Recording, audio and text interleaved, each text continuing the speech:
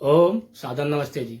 आज कश्मीर से मोहम्मद सोहेल ने एक प्रश्न पूछा है कि गीता, बाइबल और कुरान में से कौन सा धर्म ग्रंथ मनुष्य का है।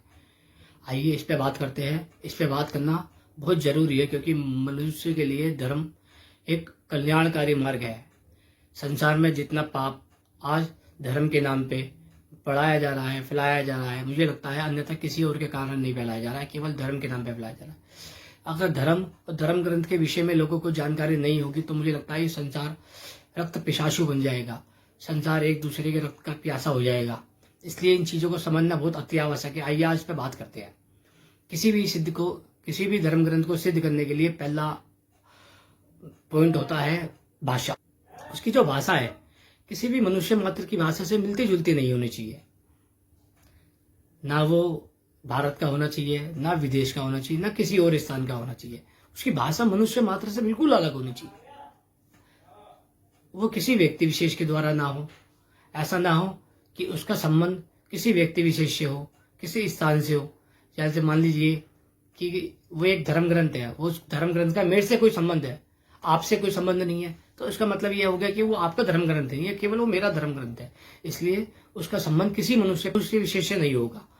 पहला सिद्धांत कि वो उसकी भाषा मनुष्य निर्मित नहीं होगी। दूसरा, वो किसी व्यक्ति विशेष के द्वारा नहीं होगा। तीसरा, उसके सिद्धांत सार्वभौमिक और नित्य होंगे।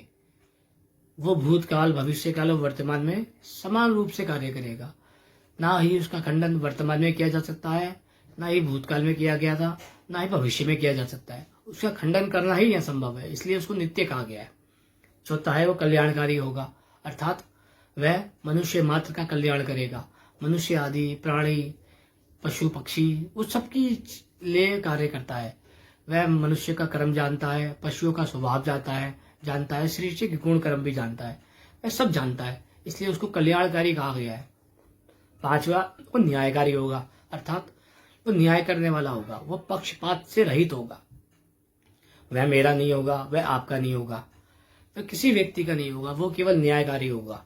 अगर आपने अपराध किया है तो आप भी उसके दोषी है। मैंने कोई अपराध किया है तो मैं भी उसका दोषी हूँ। यदि आपको दंड जितना मिलेगा उतना ही दंड मुझे मिलेगा, उतना ही दंड किसी अन्य को भी मिलेगा। इसलिए इस 5 बातों से सिद्ध होता है कि वो धर्म ग्रंथ है। पहला, उसकी भाषा। दूसरा, उसके सिद्धांत। तीसरा, वो किसी व्यक्ति विशेष पर ना उतरा हो। चौथा, वह कल्याणकारी हो। पांचवा, वो न्यायकारी हो। इन 5 बातों से सिद्ध किया जा सकता है कि कौन सा धर्म ग्रंथ है। इसके गीता, बाइबल और कुरान धर्म ग्रंथ सिद्ध नहीं होता है। इन 5 कसौटियों पे केवल एक ही धर्म ग्रंथ उतरता है, उसका नाम है वेद।